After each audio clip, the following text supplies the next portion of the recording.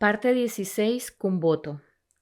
¿Se siente feliz ahora, querida fantasma? Estas son las primeras palabras que escribí para recordar mis experiencias de los últimos tiempos. Hoy he vuelto a vivir en la Casa Blanca. Ahora no tendré necesidad de entrar como un espía o un ladrón. Federico me ha dicho, quédate. Más tarde añadí, ¿qué dirá Eduvige? Y poco después, ¿y Hergunter y las dos mujeres? Cuando vi a Federico desembarcar del gran vapor pintado de negro, lo reconocí en el acto, en medio de la multitud de personas, hombres y mujeres, que bajaban por la vacilante escalera. Lo reconocí a pesar de que su persona no recordaba en absoluto al muchacho que se había ido hace 5 años. Es extraño. La diferencia me decepcionaba, pero un razonamiento espontáneo, automático y rápido me convencía de que no podía ni debía ser de otro modo. El muchacho fino, de apariencia endeble, pero de carácter tenaz, sutilmente burlón y con tendencias a la crueldad, no podía haberse desarrollado sino tal como aparecía ante mis ojos aquel mozo blanco y delgado, de rostro duro, que se dirigía hacia mí sin alterar el paso ni la fisonomía. «De Cumboto, ¿verdad?», me preguntó. «Sí, señor, soy Natividad». Mi nombre no le produjo emoción, cual si no despertase en él ningún recuerdo. «¿Trajiste el coche?» «Sí, señor, la calesa pequeña». Me entregó, para que lo pusiera en ella, el pesado abrigo de lana que traía doblado en el brazo y me ordenó seguirle a la aduana para recoger su equipaje. Todo camino parecía haber quedado borrado entre su corazón y el mío. Del lado del suyo se había producido un derrumbe. Mientras caminábamos hacia el almacén de la aduana, él delante y yo detrás, miraba su espalda con atención y hacía su inventario mental. Su espalda era ancha y fuerte, y bajo el oscuro paño de traje se presentía la elasticidad de los músculos. Su nuca recién rasurada presentaba aún la pálida huella de la navaja y en algunas regiones de la piel aparecían manchas rojizas de sangre impaciente. Yo había alcanzado a ver, entre la muchedumbre que hormigueaba en el muelle, a Venancio, con 2 o 3 jaulas repletas de pájaros, y pude advertir que no separaba su mirada de nosotros. Esto distrajo por un instante mis pensamientos, bastante oscuros, por cierto, pues me resistía a creer que Venancio estuviese allí solo para vender sus pájaros. Pero pronto olvidé esto para seguir rumiando mi propia preocupación. Federico traía un sombrero tirolés de color verdoso, con su inevitable plumita, que recordaba a Hergunter. Sin duda alguna había entre ellos cierto aire de familia que se acentuó a mis ojos cuando al sacarse el sombrero por un momento pude advertir la forma en que usaba ahora el cabello mi antiguo amigo. Era el mismo corte alto y cuadrado, la misma poda implacable que apenas dejaba en lo sumo del cráneo un jergoncillo de pelos rojizos y duros. En suma, era la misma cabeza del chiflado cazador de culebras. Deseoso de hallar algún pequeño vestigio de nuestro pasado, traté de recordar su mirada. Fue inútil. Aquello había huido para siempre. No había más que una mirada en Federico, la actual, y con esto ocurría como con la palabra. No había más palabra en él que la actual. Entregado a la agridulce corriente de mi sentimiento, por un momento traté de imaginar cómo sonarían ahora en sus labios ciertas frases que solía pronunciar cuando éramos chicos y las cuales quedaron vivas en mi memoria. Burros azules, por ejemplo. Pero tampoco pude lograrlo. Esas frases las había pronunciado él, pero no eran suyas, sino mías.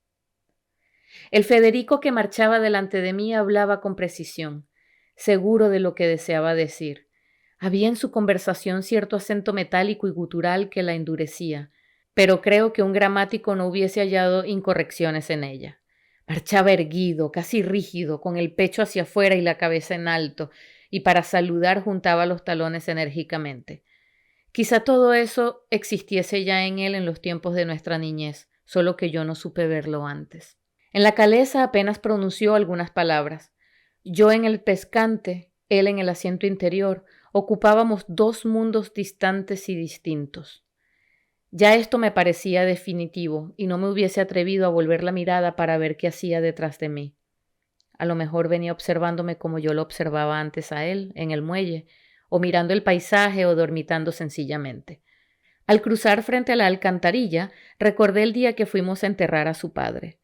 Fue aquella la primera vez que visité la ciudad y era ya casi un hombre. En aquel lugar abríanse frente a nosotros dos caminos umbrosos, cualquiera de los cuales hubiésemos podido seguir para ir a Cumboto.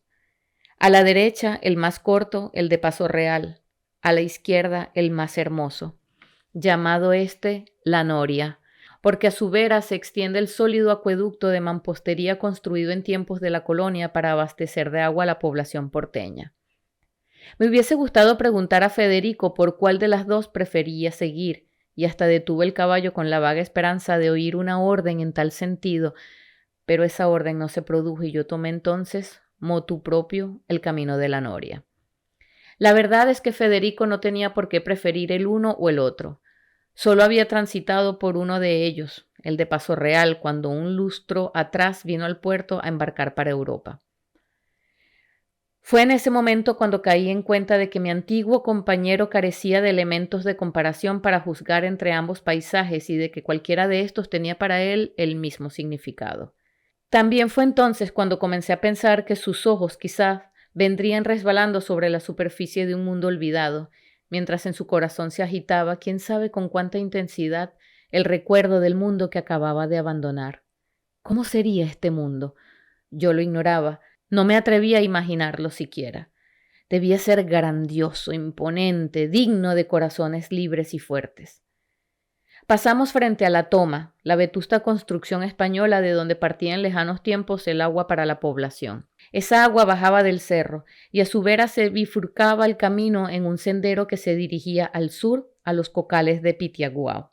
Un poco más adelante, en el paradero de El Paraíso, un grupo de arrieros cargaban sus burros charlando a gritos. Una mujer parada a la puerta de un rancho preguntó con admiración: ¿Quién será ese musiú? Me puse a pensar en doña Beatriz. Recordé nuestro encuentro en el banco del mango y sus angustiadas palabras. Necesito que alguien me proteja. Estoy rodeada de enemigos. He recordado que tú y Federico fueron como hermanos. Sonreía. También yo lo había creído y el corazón se me había henchido de orgullo. Tonto. Yo sería el paladín de la gran dama perseguida y aterrorizada. Tan en serio tomé mi papel que durante más de 3 meses pasé las noches durmiendo como las bestezuelas, en descampado, solo para estar cerca de ella y poder acudir en su auxilio a la menor señal de alarma. Me sentí orgulloso de mí mismo, de mi lealtad y mi resistencia física. Otro no hubiese aguantado aquello. Cuando llovía o soplaba con demasiada violencia el viento del mar, me deslizaba ante el comedor de la casa y me acurrucaba en cualquier rincón. Me familiaricé con todos los ruidos y con todos los celajes de la noche. Desafié el miedo. Me endurecí como el hierro. Federico ignoraba esto y acaso lo ignorase toda la vida, pues no sería yo quien se lo refiriese. Sin embargo, había actuado como un buen hijo. Estaba allí de regreso, en Cumboto de nuevo. Llegamos a la casa mediando la tarde. Federico saltó del coche y se detuvo en el corredor. La puerta se abrió silenciosamente y en ella apareció la flaca y escurridiza Eduvige. Pero él no hizo caso a esto. Miraba a su alrededor y me pareció que su rostro se suavizaba. Sí, no había duda. El pasado volvía y yo, con el baúl al hombro, sentí una taladrante alegría. Uno tras otro fueron saliendo los huéspedes. Primeramente Hergunter, luego Laura Lamarca seguida de su hija Teresa. Los 3 miraban al recién llegado con curiosidad recelosa. Él se volvió hacia ellos y quedó un momento como en suspenso. La primera en presentarse fue Laura, cuya voz resonó fingiendo entusiasmo y afecto, como el cacareo de una gallina. Soy Laura, Laura Lamarca, prima de tu mamá. Esta es Teresa, mi hija, tu prima. Luego lo hizo Hergunter, pero este habló en alemán. Al estrecharse las manos, los talones de ambos juntáronse con un chasquido seco y preciso. Fue un acto breve. Federico se enfrentó a Eduvige. Tú eres Eduvige, lo recuerdo perfectamente. Y este es Natividad. Hizo un ligero ademán hacia mí. No hace falta que me indiquen nada, nada. Supongo que mamá ocupa la misma habitación, ¿correcto? Yo ocuparé la que fue de papá. Más tarde mandarás llamar a don Serafín. Prepárame el baño. Comeré con los parientes en el comedor. La última de estas palabras las pronunció ya a media escalera, sin mirar atrás. subiendo hacia la habitación de su madre. En esta permaneció algunos instantes y cuando salió de nuevo encaminóse hacia la que ocupara su padre y desde la muerte de éste permanecía bajo llave. Yo no volví a verle hasta la hora de la comida, cuando me disponía a volver a mi rancho. Me llamó desde lo alto de la escalera y yo me detuve a esperar que bajara. Natividad, me dijo entonces, me ha dicho mamá que no vives aquí desde hace algún tiempo.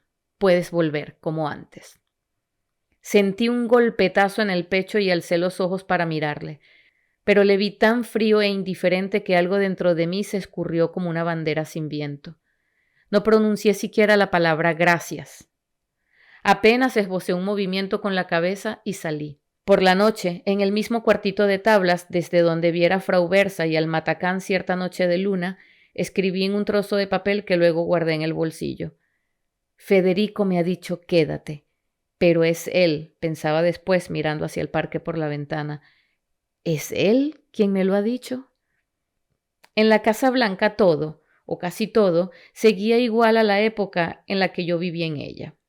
Aquellos advenedizos no se habían atrevido a introducir cambios, salvo los que hizo Herr Günther en la biblioteca, con sus cajas de reptiles y mariposas. Lo que ocurriese en el interior de sus habitaciones yo lo ignoraba. Mucho me habría gustado averiguarlo, pero no veía cómo porque tanto el uno como las otras se cuidaban mucho de dejar sus puertas abiertas. En los días subsiguientes a la llegada de Federico, la pugna localizóse en torno a su persona. Convirtióse en una desenfrenada concurrencia por conquistar su favor. En justicia debo decir que Herr Günther se comportaba con más dignidad que Laura Lamarca. Las manifestaciones de éste rayaban en lo grotesco. No cesaba de hablar de su parentesco con doña Beatriz y de su afecto por todos los suyos. Era hija de un tal Felipe Lamarca, hermano de don Lorenzo, que había muerto en los llanos de Apure, donde llegó a poseer grandes rebaños y las fiebres le consumieron la vida. Ella se había casado muy joven con un mal hombre que después de comerle los últimos pesos la abandonó en estado de su única hija, la inefable Teresa. Al saber, no explicaba cómo, que su prima había enviudado y que no estaba bien de salud, se apresuró a venir a su lado. Hizo cuanto pudo por ayudarla, por confortarla en su soledad. Herr Günther, por su parte, había venido desde el centro de Europa en cuanto tuvo noticia de la muerte de su hermano. Antes lo hubiese hecho, pero solo entonces fue cuando supo con precisión dónde se hallaba Guillermo. Unos le decían que estaba en el Brasil, otros en la Patagonia. América es grande y hermosa. Lo mejor que posee son sus serpientes, a pesar de que en su suelo no se produce la cobra. Él había vivido antes en la India, en donde hizo profundos estudios de botánica y zoología. Federico le oyó con atención al principio y examinó sus colecciones. También él había estudiado algo de esto, pero no tanto como para estar hablando por mucho tiempo de insectos y de culebras. Más que estas sabandijas le interesaban sus libros y más que los libros, el piano. A Laura Lamarca, en quien los ininteligibles relatos de Herr Günther provocaban expresivos gestos de repugnancia y desdén, la relativa indiferencia de Federico la llenó de satisfacción. Ella y su hija no eran científicas, carecían incluso de la más elemental cultura literaria y artística, pero eran almas piadosas como le demostraba el haberse dedicado a cuidar noche y día a la desdichada doña Beatriz. Mientras que aquel insufrible ofidiólogo prefería revolver la casa de cabo a rabo, deshojar los libros y excavar en la hacienda buscando sabe Dios cuáles misteriosos tesoros. Este era el tema invariable de sus conversaciones en la mesa, las que se hacían cada vez más vehementes, estimuladas por el silencio de Federico. ¿Por qué se mostraba este tan indiferente? No alcanzaba a explicármelo entonces. Se comportaba con ellos, con todos ellos, como si no existieran y en ningún momento llegó a manifestar interés por saber qué hacían cuando no estaban a su lado dando la lata. Comía en su compañía cual si se les encontrase incidentalmente en alguna fonda. En cuanto a Eduvige y a mí, no nos dedicaba mayor atención. Era yo quien aseaba su alcoba. Tuve que bañarme y perfumarme. Allí pasaba las horas. Federico poseía muchos trajes y ropa interior, numerosos y exóticos perfumes, pomadas. Sobre la mesa que había en la habitación colocó las fotografías de dos mujeres distintas, una de las cuales gastaba anteojos al aire. También colocó retratos suyos en escenas campestres o en la nieve, con un gran abrigo. En uno de ellos aparecía acompañado de las dos muchachas. En otro estaba con una sola de ellas, sentados ambos en un banco de piedra a cuyo alrededor aparecía el suelo nevado de palomas que picoteaban. En esa habitación permanecía Federico muchas horas cuando no bajaba a la biblioteca con un libro en las manos o acodado en el alféizar de la ventana mirando hacia el campo. Una vez le encontré armado de un catalejo con el tubo dirigido hacia el mar. Desde el día de su llegada no le vi volver a entrar en la alcoba de su madre, pero sí hojear el álbum de marroquí donde estaban sus fotografías juveniles. Con frecuencia le vi pasearse, trajeado de negro, por el salón y mirar los retratos de sus familiares colgados en las paredes. Le vi salir a la terraza donde se quedaba contemplando el cielo lleno de estrellas. Yo también miré las estrellas, interrogante. Aquel mundo primitivo se había apaciguado. No sufría ya los espasmos de los primeros tiempos, cuando los pobladores negros saltaban de sus botes sobre las piedras y eran perseguidos por los mastines. No tenía ya la palabra cumboto, aquel palpitar de espanto de cuando la pronunciaban los prófugos apresados. Ahora todo estaba tranquilo. Y sin embargo, en el aire saturado de olores salvajes había estremecimientos imperceptibles. Yo sabía que en medio del silencio y de las sombras, a la amarilla luz de los candiles, había pupilas que nos espiaban a través de las rendijas de las puertas y de las grietas del bahareque. En esos ojos dormía, inconsciente, pero con reconcentrada vehemencia, toda la pasión del pasado. Muerto el amo blanco, el hijo era la nueva incógnita. ¿Qué traía a este mundo de humillación el mozo pálido y silencioso que miraba la noche desde su soledad? Pero el quinto día, bien lo recuerdo, se produjo un cambio notable en el ritmo de la existencia de Federico. Fue en la mañana cuando el sol acuchillaba la sala. Le vi bajar lentamente y dirigirse hacia el piano. Ya allí levantó la tapa y se puso a juguetear con los dedos sobre el teclado. Su mano blanca deslizóse ligeramente y a su contacto brotaron las notas como un enjambre de mariposas. Yo le observaba desde el comedor con la impresión de que algo extraordinario iba a ocurrir de un momento a otro. Así estuvo por algunos minutos, al cabo de los cuales sentóse en el taburete, estiró los brazos y comenzó a tocar en serio. Lo que oí entonces me puso el alma chiquita. Una cascada de notas, de trinos, de cristales agitados por la brisa y de agua desprendida sobre el abismo llenó la sala y se desbordó sobre el campo. Desde el primer momento me sentí aprisionado y envuelto por aquel torrente maravilloso arrastrado por él. No tardé en identificar la melodía. Era la misma que más de una vez oí tocar a doña Beatriz, pero ahora, moldeada por las manos veloces de Federico, poseía una tersura desconocida. Era líquida y transparente como el agua de la mañana. En aquel momento vi llegar a Herr Günther, que venía de los campos, casi corriendo, y detenerse en seco a mi lado. ¡Oh! ¡Oh!, le oí murmurar. La sonata patética de Beethoven. Se quitó los anteojos y con ellos en una mano se puso a llevar el compás. Sus ojillos azules se habían puesto pálidos y vagaban en el vacío.